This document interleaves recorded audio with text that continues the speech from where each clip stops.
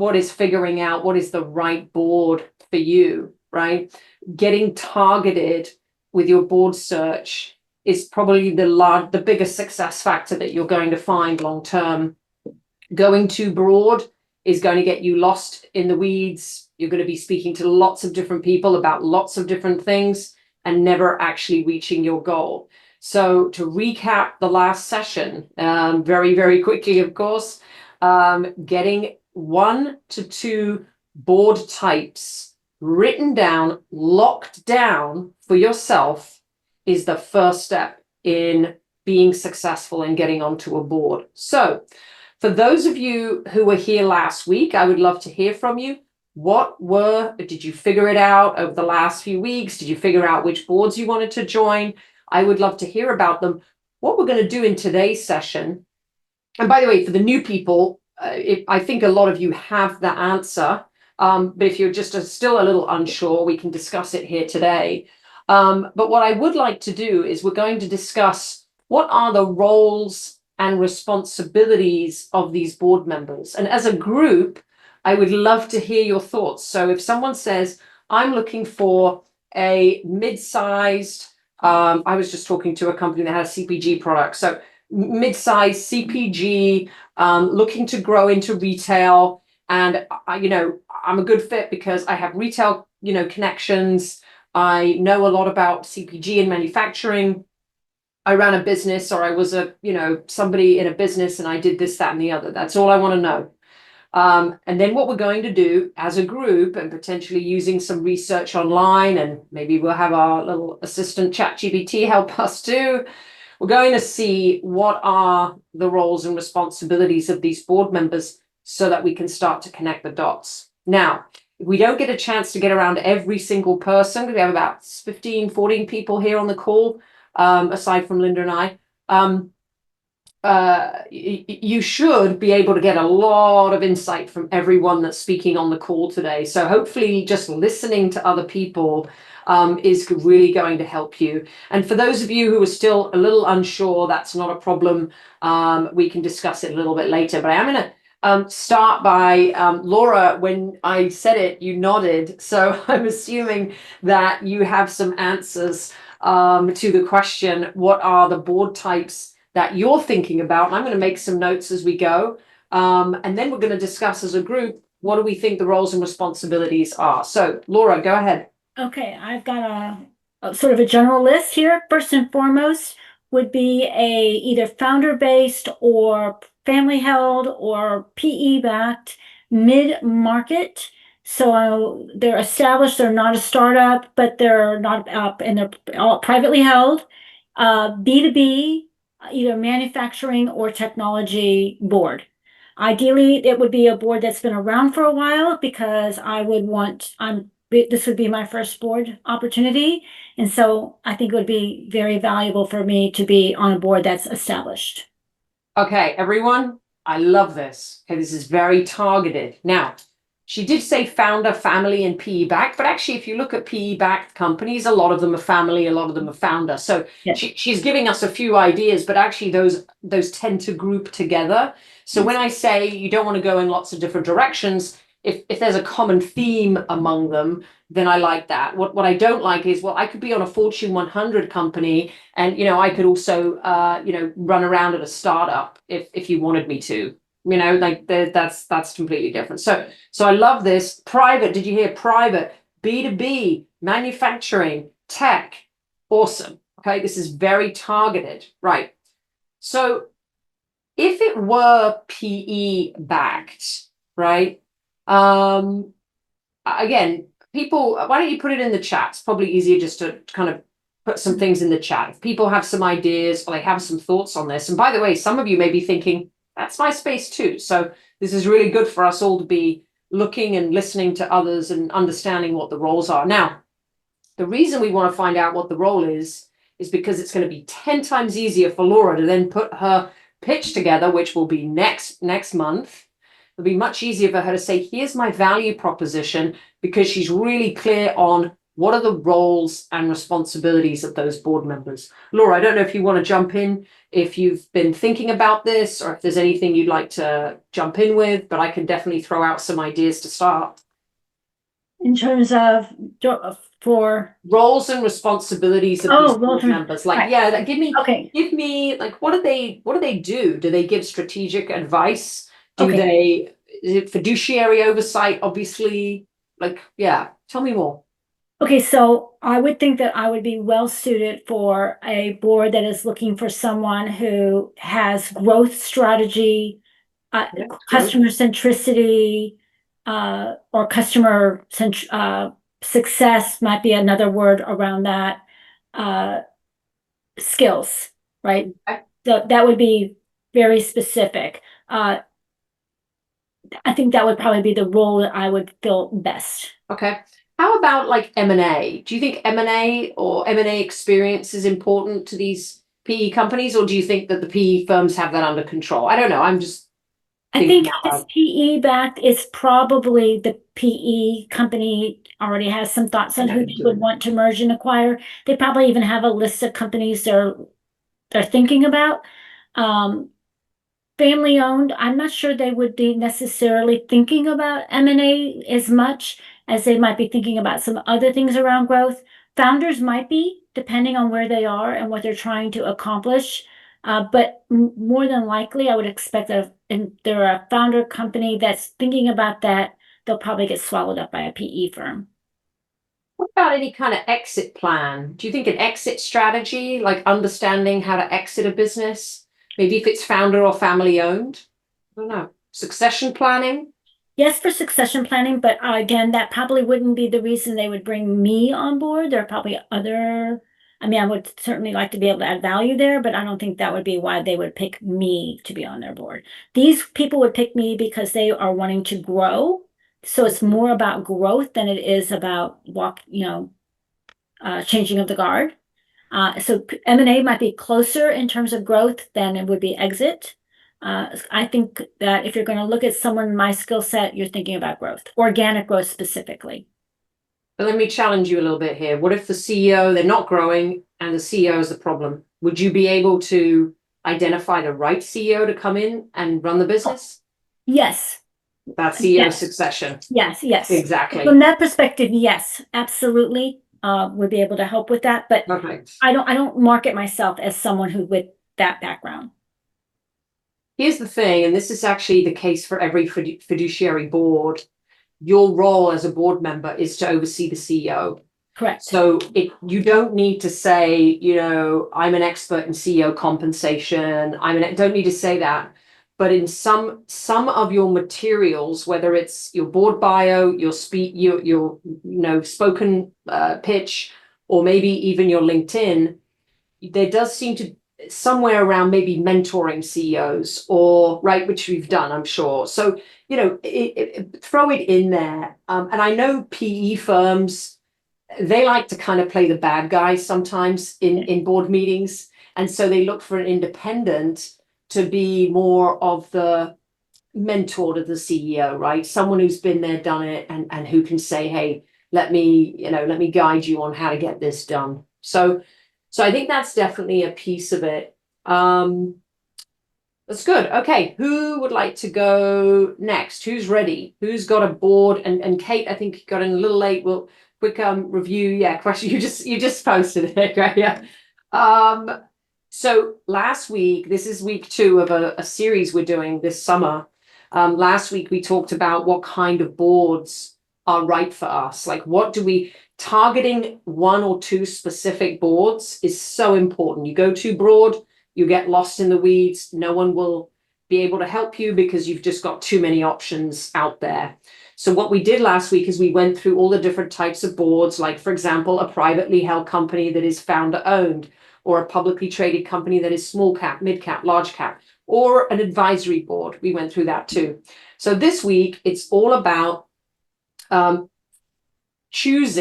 getting specific about what boards we do want to join so that we can then go about creating our elevator pitch, creating the bio, creating everything that follows on, right? Speak to our network. So this proportion here is so important. It gets you to where you want to go faster, right? Being too broad does not get you there. So Laura, before you came in, Laura just said, I'm looking for founder or family owned, and it could also be PE backed. That's ownership, right? The ownership is perhaps a PE firm and potentially a founder or a family. They could be partial owners. She said B2B, manufacturing, tech. That was it, right? You don't want to go, well, I could do this and I could do that, and there's 300 examples of where I could go. No, we've got to get this message really clear. So it was really good. And then we're going to talk about what are the roles and responsibilities of these board members, so I can bring out some other examples of where you would be helpful to these boards, because you probably heard me all say this many times. You need to know a little bit about a lot of things. You can't be too specific on boards. They need you to know about general business. And like Laura, she said, no, the CEO. I'm like, no, it's important. She goes, oh, well, I know it, right? So if you know it, you've got to speak up and talk about it. So it's important. Certain things are going to be more important than others. So it's good for us to brainstorm them here so we can start to figure out what our fit is. Okay, who would like to go next? You can raise a hand or just, go for it, Rochelle. Yep. Hi, thank you. So, of course, I brainstormed to the hilt, but I would like to be on boards with telecommunications infrastructure, since I do own a telecom installation company and been doing that for 35 years.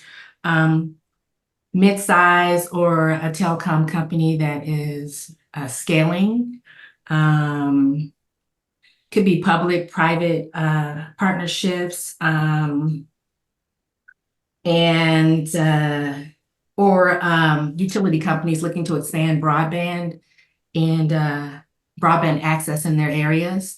The second genre, I think, would be women-led tech and innovation startups, because I was that once upon a time. I opened my company's the first woman-owned minority-owned telecom company in the United States. So I think I would be able to bring some beneficial information and, insight, guidance, foresight, all that kind of stuff to a woman-led tech company. And yeah, I'll stop there. I have one more, but I'll stop there. That might be more of the sort of the passion, right? The values and passion part of it. So, I think everybody knows this, but startups don't generally pay for their boards, and they usually have advisory boards, right? So you might get, if you know the CEO or you know someone, or you meet, for example, at an event, a female startup executive or founder who says, oh, I would really like to work with you, and I would love your advice on how to build my business. And like you said, maybe it's tech maybe supporting telecoms in some way. So I would look at the tech startup piece as almost like a passion product, almost like mentorship. I wouldn't look at that as a board role. Yeah. What I would look at the board role is the telecom kind of space for you. So go sort of, and then by the way, if you want to find tech startups, just go your local city. Where do you live? I live in Texas, But which you is move north, in around a between lot. Austin and San Antonio. Yeah, Yeah, I'm based in California, but I between Austin and San Antonio. Austin is exploding with startups. Other places are exploding with startups. Go to Google and put startup communities in Austin, startup communities in Dallas or whatever. And you will find on those websites events that are happening. And I want you to go to the event, and I want you to speak to someone from the startup community, like there's usually an office space or something, and just say, hey, I'd love to be a mentor. How can I become a mentor? And do that on the side, right? And just do that as a mentorship. I mean, who knows? It could lead to something else. I know plenty of my clients who 6 years ago, they started as a mentor and they ended up on the board and ended up selling the business and, making a lot of money. So it can work, but it can also just be a bit of fun, right? Now, back to the telcos. That's where I would focus my strategy, okay? Because the other one is sort of easy. Anyone can do it. The telco is not easy. And I would start to look at who are the people who influence, those businesses. What does that look like? Almost like, what's the ecosystem? Who are the consultants or the accounting firms, and do you know them that kind of sit around them? So that's just a kind of side piece. But let's think about private companies of telecoms. What do you think they need, Rochelle? What do you think is something they need to grow? If, let's say, they're private mid-size, what do they need to scale? I think they need specifically direct access into the ever-changing medium that's being implemented with regards to the infrastructure of telecommunications. Particularly, we have the emerging market of the EV stuff, the electrical vehicle stuff, as well as smart homes, but not necessarily smart homes like how they were in the early 2000s, but how they've evolved now, the different infrastructure that can be implemented into homes that is wireless, but ran off of fiber, so to speak, if that makes sense. So that is what I think I can bring insight into some of that with regards to the evolving technology and medium that we are telecommunicating on, in today's world and beyond. Do you think, and by the way, again, please, people, jump in the chat if you know anything about these industries or these companies, do they need, is there any kind of government regulations or relationships that these companies may need? I feel like telecoms is one of those kind of highly regulated industries, and utilities is absolutely as well. So it is.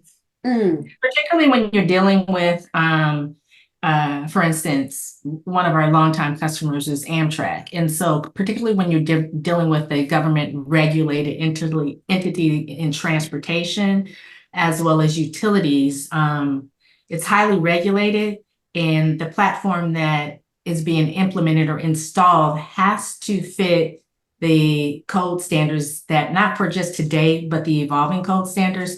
So there's a lot of companies that are still stuck with infrastructure that's 5 years ago. It works, but it may not be the infrastructure they need to take them into the next decade or the next couple decades. So yeah, I do believe so. And that's technical infrastructure or physical infrastructure too? Both. Both. Okay. So do we need engineers on the board?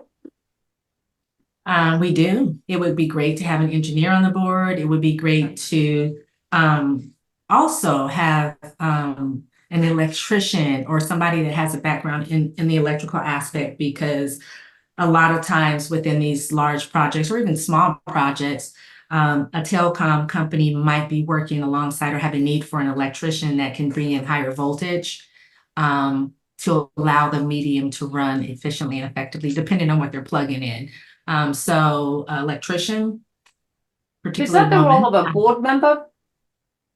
The board members do that? I think maybe more could be of an advisor. Like the electrician probably could be more of an advisor, a technical advisor, so to speak. Yeah, I don't tend to see them on boards, but when I say an engineer, I mean like a former engineer who's run a business, like somebody who has an engineering background. So it could be somebody who's come out of utilities. Obviously, I think innovation is probably a big one. So I would use, if you were talking about your skills, I'd talk about innovation. I would also talk about risk management. Risk mitigation is going to be a huge one for them on the relationship side, on the, anything. Anything I think to do with that could be, that was posed as an area for Laura to consider. Oh yeah. Oops. That is. What about well, so relationships are important. So you need to think about the relationships you have. What do you bring? The innovation. And by the way, this is also in addition to the role, right? Like we know what a board like generally does, but some of these boards require different things, right? They require specific areas. What kinds of subject matter expertise would be needed on a board like that? On which board, Elizabeth? On the telecom board. That right. I was just reframing the question.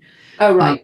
So yes, the government affairs somebody who knows the regulatory landscape, who knows how to, deal with politicians and all of that.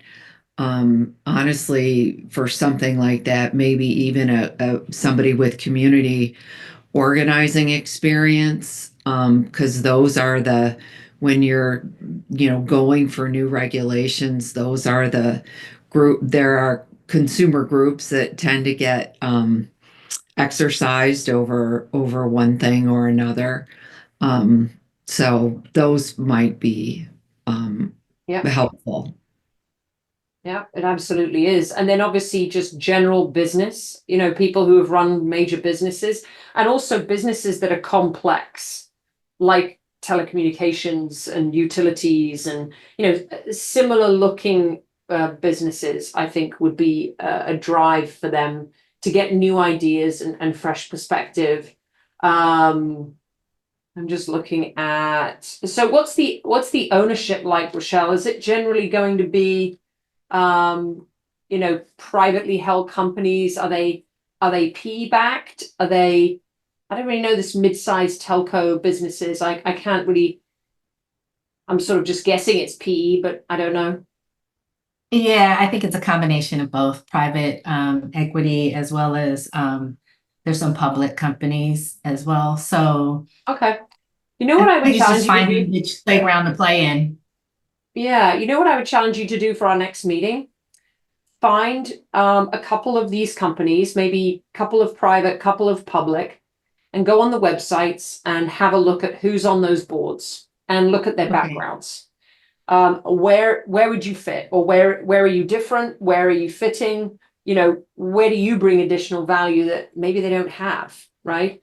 But it would be a good, and by the way, this is good for everyone to do. Go online, have a look at the board members. If it's a private company and they don't really have it online, just go to LinkedIn. You should be able to see, maybe even if you just find one or two profiles, it's better than nothing. And you might be surprised. I don't know if I told you guys this story before, but I had a client who said, I love speaking languages and I love traveling. I want to join the board of Duolingo. And I don't even know the language, right? You like speak into it, or you learn a language through the Duolingo. And he's just so passionate about learning languages. And he said, yeah, I want to be on that board. I said, I don't know. And his background was in finance, like financial services, very heavy financial services. And I said, I don't know who's on that board. Let's go check it out. Let's go take a look at who's on there. There were only two types of people on that board.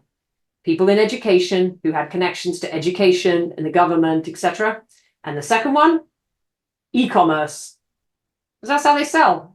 No one on that board spoke another language. They don't need people who speak languages, right? That's what they do for a living. So my whole point is, when you think about a business and you think, oh, I'd love to work for that business, sometimes the roles and responsibilities and the requirements and the talent look completely different. So just a thought. Kate, you've had your hand up. Sorry for a while. Over to you. Thank you, Naomi. Nice to meet you. Hi, everyone.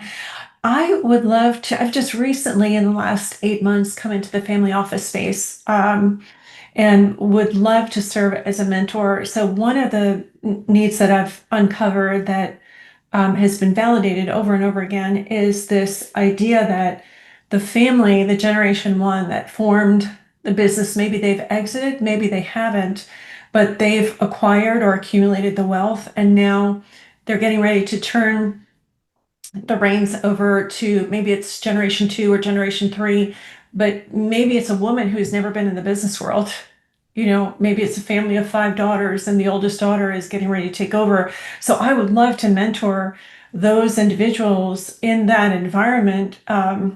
Did you run your own family business?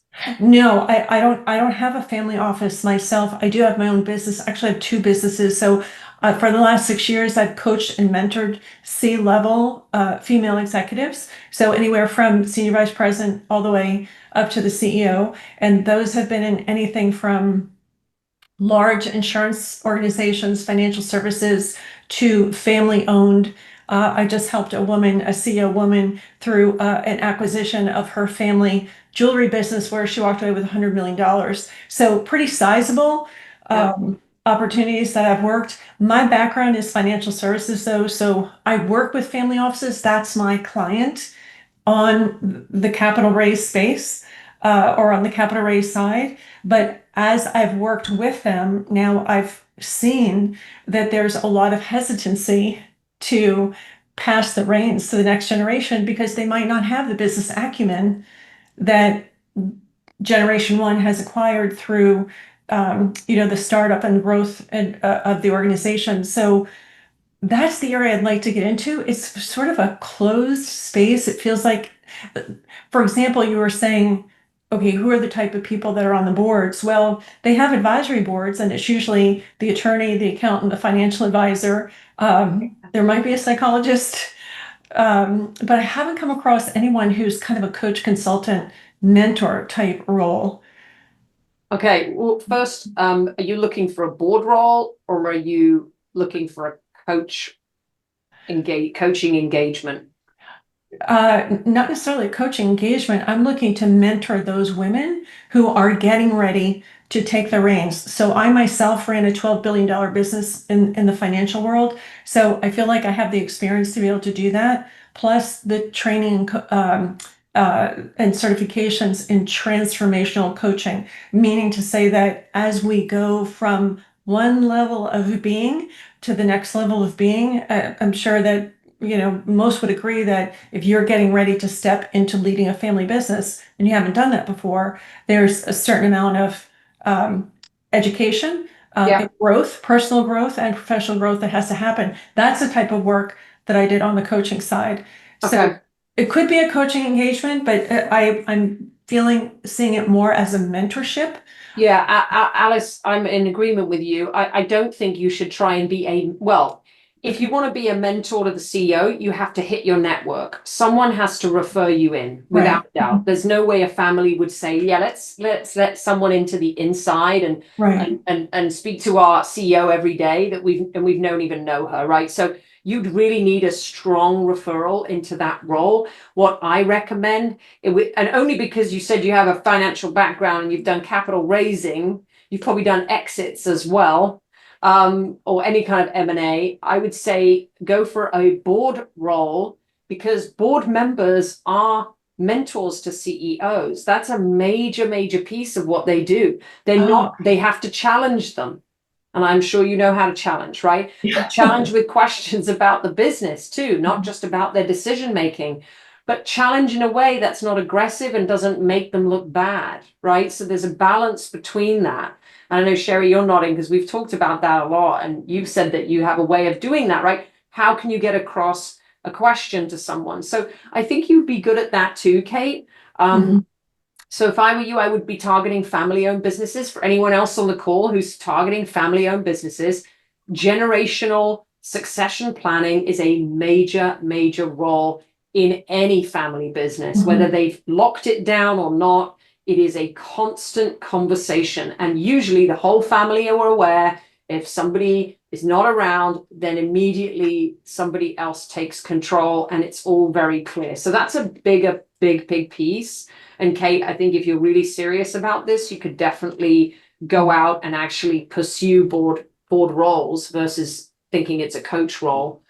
Anyone else for family-owned businesses? I'll throw out some things. Strategy, obviously, they love to bring in outside. Don't forget, the family have all worked in the business. Not all. Some of the younger people have actually gone out and done other jobs, and then they come into the family business later. I've seen that a lot. But some of them have only been in the company. So coming with some outside perspective is absolutely essential. So they want you to be polite about it. No, don't call my baby ugly, right? This is their baby. So that's really critically important. And, again, a lot of it is about the way you are, your attributes, your values. So Kate, if I were pitching and I were thinking about if I'm going to go to a family-owned business and talk to them about how great I am on a board, I'm also going to say, let me tell you about my own family values. They are this, and this, right? They're going to love that. That's exactly what they want to hear. I would not say that to a PE firm. They'll laugh at you. Values? Yes, about values. Risk management. They want to be competitive. The younger generation will want to build this company and prove to older generations that they can do it better. So risk management, growth, and all of these things, transformation, But transformation, you have to be careful of too. If you walk in and say, hey, I'm a transformation expert, they go, well, we don't want to change anything here. We're actually happy doing it the way we've always done it. You just don't know what culture you're walking into. So you have to be gentle with how you approach a family business. Any other thoughts? Anyone else got some things? Has anyone worked in a family business? Do they have any Yes. insights? Yes, go for it. If anyone wants to So shout out. you brought up a lot of really good points. So my father-in-law started a company, company in 1968, and has been in the family, obviously over 50 years. And my husband is now at the helm of that business. Our nephew is his partner. They run as an LLP, just something to Wow. know about them. And he is not interested in taking over the company. So that's a really interesting challenge. And so when you run into a family-owned business, succession planning is really, really important, right? So I just want to emphasize that. And thinking about what if the family doesn't want to continue running it, but it's a viable, successful business with a really good reputation, what do you do next? Right. So I just wanted to mention that is really important. And that's why having a good board can matter to a family-owned business. Yeah, and I would just say I served as the CMO for two family-owned businesses that were huge. I mean, really behemoth. One was a research institute, and I will tell you that unfortunately, a lot of decisions were made based on relationship rather than data and facts. And so being able to really be sure that you have the highest level of EQ stepping into that kind of environment is going to be so important, because sometimes being presented with facts and data is almost offensive when it's like, yeah, but we all know Larry is the best at X. And so we really want Larry to move into X. And sometimes it's just simply to move family members into roles that they feel that they may be more competent at. It's not the best choice for the role. If you were to do a national search, it's not even based on good data information about where that role or that division of the company needs to go. It's just, we need to find a job for Larry. And so what I would say is just being really clear on sort of the priorities within that family business, the relationships and the relationship dynamics. It's just so important to almost have a sixth sense about who's in power, who's in control, who's calling the shots, what's happening behind closed doors, and know that it may be really frustrating if you're coming from other environments where those kinds of relationships and that kind of matrixed organization hasn't been prevalent, because the decision making sometimes will be baffling, but it has to do with relationships. And this is family relationships. They have Christmases together, they go on vacation together, they they travel the world together, and some are in and some are out, and some are control and some are not. And through the generations, those relationships change, and it is so important to know that. That's And it. if you don't like nepotism, you should go find another board because it's strife. I think though that this is great that we're all hearing this, because I hope you're all starting to see how, when you say board, how different these things are and how we've suddenly had to say something different. We've got to describe what we do a little differently. This is why locking these boards down initially is going to help the rest of this process move much, much faster. So Kate, if I were you, I would stick to the family owned. And Laura, if you've worked in a family owned business before, which you have, and you've had experience there, I would be heavy pushing on that. I would have that in my bio. I would have that in my speech. I would be talking about that. PE firms love that. They love to have people who are not just, they know family business, but they're also, financially savvy and understand everything else. So, yeah. Thank you for that, Naomi. But if in my choices, it would be more my third choice for the very reasons that Linda has brought up, because you get sucked into the vortex of all the family dynamics and yuck. Sure, Kate's fine with that though. Sure, don't ruin don't ruin her dream. But no, every board could potentially have a negative side and a plus side, right? So I know people who sit on family-owned business boards. They are very happy there. They love it. So it's a little bit of both. Okay, I know some people have their hands raised. We have about 20 minutes to go. Nora, I think you were next. I am, and first I want to apologize for not being on video. I will be in the future, and this is my first session that I've been to. Thank you. This is wonderful. I am interested in a fairly specific area, and that is to be either founder or PE, or the founder now is a CEO working for him, but definitely mid-size business, but specifically in the areas of SATCOM, IT, and services within government contracting. So either a firm that is currently government contracting and looking to grow through acquisition, because I have a lot of acquisition experience, or looking to plan for either divesting a business unit or exiting through by selling the company, are the areas that I would be specifically interested in. Right. And the government contracting is a very niche area. So the other area would be a company that's looking to buy a company that's in government contracting so that they can have different verticals. Excellent. So again, I just want to hit, I know I keep talking about this, but I want everyone to walk away today going, I can't be talking about 300 boards. If we all walked away tonight, I bet you we would remember one or two things about everyone here because it was very specific. So Nora, government contracting, right? Mid-size. The rest doesn't matter. If I hear about an opportunity, she comes to mind now. Right, versus the person that said, hey, I could be on any board's great, whatever board, I'm your gal. No, that's not memorable. So it's a lot more memorable when you speak to people and they say it's PE, it's founder owned, it's family, right? We're starting to remember what people do. Okay, I like that. You did say about divestiture, right? There's something going on ownership wise or product wise or service wise. Is that it? Divestiture of the business, so selling of either a business unit or actually exiting ownership. Completely exiting. Okay, got it.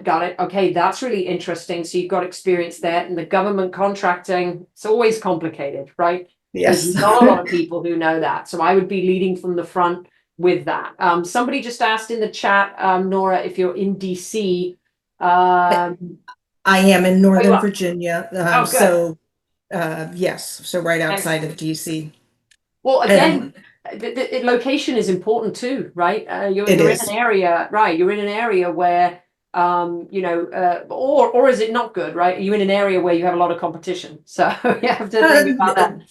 Yes, it is a double-edged sword. Definitely a lot of competition, but is definitely the great area for government contracting. That's where you're gonna, yeah, exactly. Yeah. So perfect. So founder owned, maybe PE, mid-size. I love it. Okay, good. Thank you. So what I would encourage you to do is think about when it comes to, and this is something you can just think about over the next few weeks until we meet again, but when it comes to government contracts, what do they actually want? What do they need? Do they need relationships? Do they need someone who knows the process? Because surely every process is a little different. Do they need someone who is from a particular division in the government? And if so, and I don't know the answer to these questions, but these are the sort of things you want to think about, is what do they need from board members from the things that you've described? And then of course, at the mid-range companies, it's got to be risk management. Risk mitigation is a huge one. Obviously for government, you want to win contracts and you don't want to lose them, right? So the risk element should be very heavy on that. Anybody else got any ideas of companies like this that might be important? Anyway, we can put them into the chat. Okay, I know there was Veronique, you were next. Yes, hi. Hi, Naomi. Hi, everyone. So that was very useful. And, coming at the end, like almost every, there's a ton of ideas there. Last time I shared what my background has been, like very large companies, marketing transformation, then entrepreneurs, innovation, developing myself and innovation. And we kind of narrow it down to two things. One, advisor to CEO, which I very much like and enjoy. And the other part was innovation boards. And I was wondering if you could help me, like, make it like, more even specific. I know there's startups, but I don't want to go necessarily in the startup world. I'm developing one myself. That's enough. um, so how can you help me think about that? The innovation boards. Who needs someone like me who likes to shaking things up. I'm there to recreate a new way to create value. You know. But it's an it could be an innovation advisory board or some kind of advisory board that provides like a deep knowledge of innovation. You can also translate this into a board role. I know plenty of board members who are on boards because they bring, they should be bringing ideas. Actually, that's sort of standard board role. Thinking into the future. Remember, I think we talked about this last week, oversight, insight, foresight, right? Oversight, looking at the business just in general, insight, bringing your, hey, I've been here, I've done it, this is what I learned. And then your foresight, which would be the innovation, right? And thinking through like how can I guide this company and show them that there are different products or digital assets or things that they can invest in or things that they can do as a company. And I don't know if that's any, rings true with any of the companies you're thinking about, but when it comes to innovation, I think you should start to narrow it down just a little bit further to the type of company and what product do they have or what service do they have or right. Yeah. So what I like the intersection of tech and society, like creating new ways of serving things that do not work in society. Got it. Um, I love everything that is about life, actually. Uh, and Give me an everything. example of a company that you're thinking about. Um, Can be huge. It can be a huge company. Just give me like a direction of where you're thinking this is going. No, I was thinking in my mind, it's just a founder that I met a couple of years ago, and he was very much interested in anything health through food. And so he was creating his retail. He was about to launch a new technology for water. I was familiar with the technology. So that's one thing. But the tech and the intersection of tech and society, I think there's what I'm interested in is helping people create their dream. That's the intersection with my coaching business. But in the business world, there's a lot of people who can't leverage their assets being isolated. So there's a lot to do in terms of tech on how to bring people together, to help them collaborate, to help them co-create, to help them assemble their team, to help them, from an idea by yourself, you can't do anything but forming your team. I mean, there's endless things to create there. So I know that I would say Microsoft and Teams. Teams, I think it's not well thought through. It's not friendly at all. It's you can't. I'm on Zoom. Yeah, but so this, and I don't want to kind of like talk too much about what I'm developing, but that's coming from that place, like collaborating in real life. Solutions. Compatibility of several platforms, of several tools. There's so many limitations in the way that forget about creating new technology. It's a new assemblage of technology based on new vision. I think there's a lot of room there just on that basis. Can anyone who's not spoken put their boards in the chat? I want everyone to start writing this down. I want you to start making promises to yourself that these are the types of boards that you're going to go after. If it's an advisory board, if it's a small board, if it's a larger board, it's good for us all to just write it out and make a promise to ourselves of where we're going, because session 3 that happens next month, we're going to be thinking about what is our value proposition to these boards. So that's why I wanted to talk about the roles, okay? And I might get, before that meeting, I'll get an email out, Linda will get an email out just from me talking to you all about what I want you to do for the next meeting. But if you can, write down some ideas. If you're not sure, that's okay, but just write some ideas down. See, I want you all to start thinking quite seriously about this, because this is going to determine the rest of your, what you're doing. Board director in a private equity backed or mid-sized public technology company, mid-sized technology company. Okay, great. Yeah, good. Again, Alice, I want you for next time, start thinking about what is your value proposition? What do you bring to that board? And if you know the role and responsibilities of those board members, you just need to match it, okay? Don't just throw everything like the kitchen sink. Here's everything I've ever done. Go figure. I want you to find what they do, find what you do. There might be more things that you do, but only the things that you do that match. That's it. The rest of it, it's not important. It doesn't matter. Okay. And I want you to all think about sitting in a boardroom, being a board member.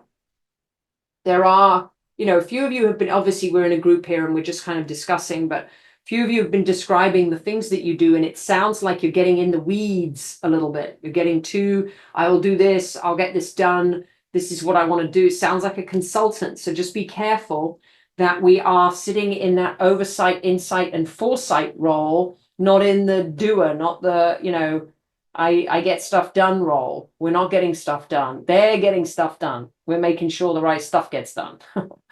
Laura, hands up, go for it.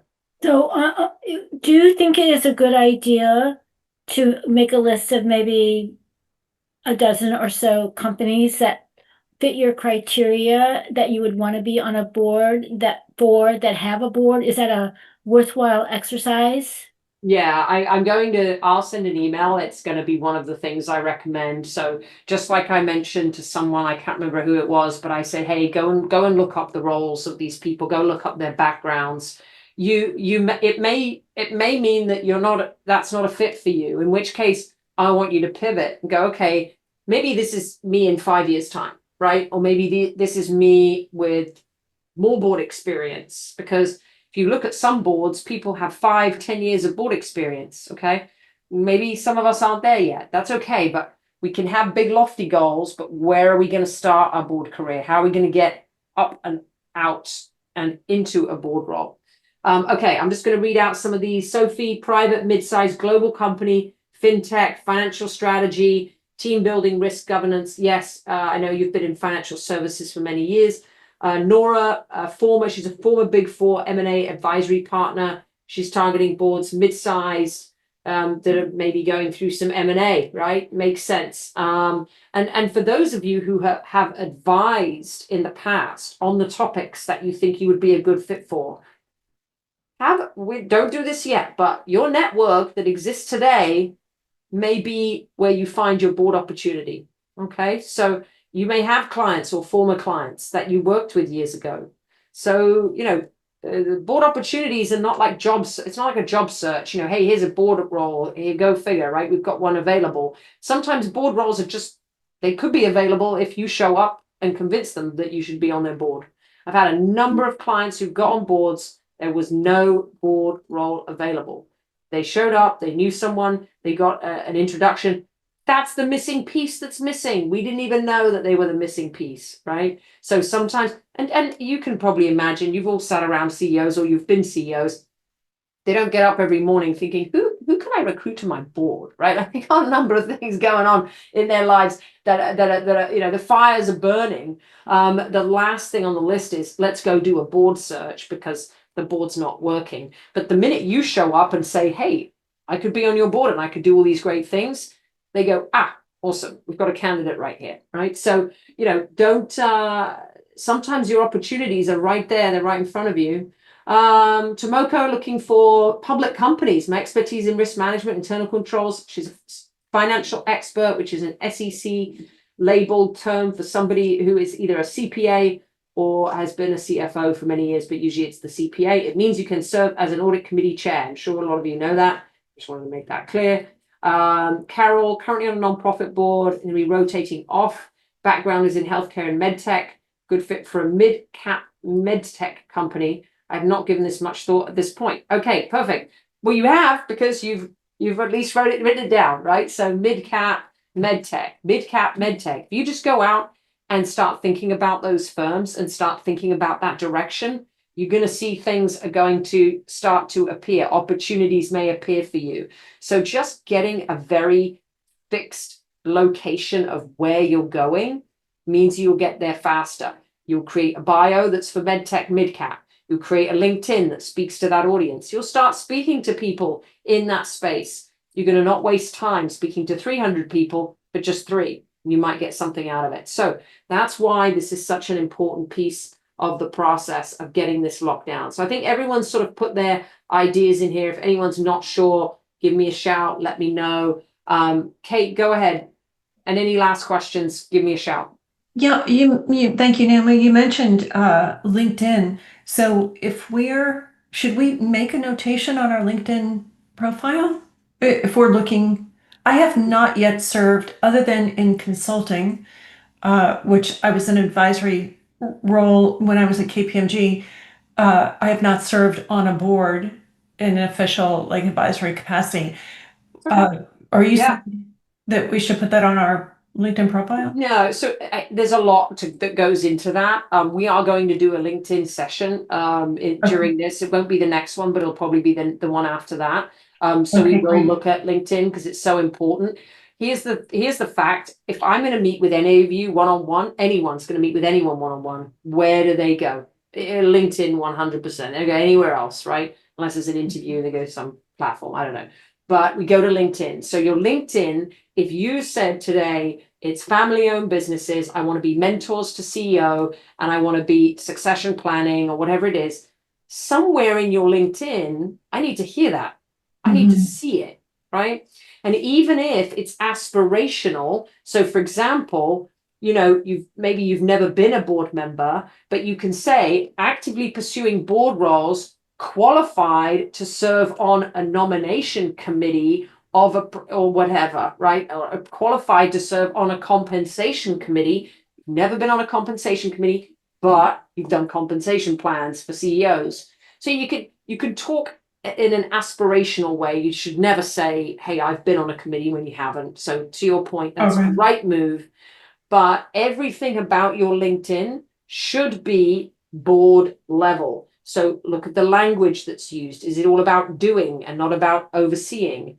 Look at the picture, and I don't know anybody's picture, so I'm not talking to anybody specifically, but do you look like you're walking into a boardroom, or do you look like you're an executive? The other day I did a presentation for a group of people. Someone contacted me after and said, I'm really looking forward to being on a board, etc. This was her picture on her profile. Like that. You couldn't even see her face, and she was taking a picture. I was like, what is this? Like, that is not at this level, right? I don't think anyone's got a picture of them taking a picture that hides their face. But I've seen some pretty bad ones. Out of date pictures that people look like they're in a wedding and they just clip their face. Everything has to line up really nicely. So LinkedIn is really important. So we'll talk more about it, but I would even, if you want to, like I said, we'll do that in a couple of months. So I'll tell more about that. Thank you. Yes, and Carol said create a board bio and LinkedIn text that relates to your ideal board. Exactly. This is exactly what I want you all to do, is to really think about it. So I will be sending around some homework. Look out for that. And it'll be for next month's meeting, which is, Linda, can you remember the date? I'm going to quickly look it up. I think it's the 25th, 6th, 24th. I got 24th.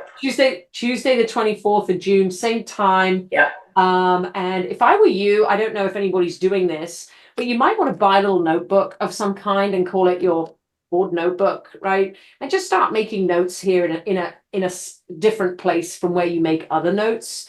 Because as you start to build on your board career, it's important. You want to keep names of people you've spoken to, or if you're not a notepad person, do it digitally. But keep everything in one place so that you're keeping track of everything. You'll thank me later when you go back to it, or when you start to contact people and you're starting to keep track of who you're speaking to about your board career. Because by the end of this program, I want you all to be active, getting out there, talking to your network, and making stuff happen. So